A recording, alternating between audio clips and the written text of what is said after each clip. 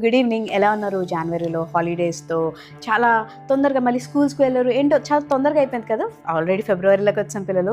ఫిబ్రవరిలో మీ కొరకు అక్క వాళ్ళు పాత నిబంధన నుంచి కొన్ని కొత్త విషయాలు మీకు చెప్పడానికి రెడీగా ఉన్నారు.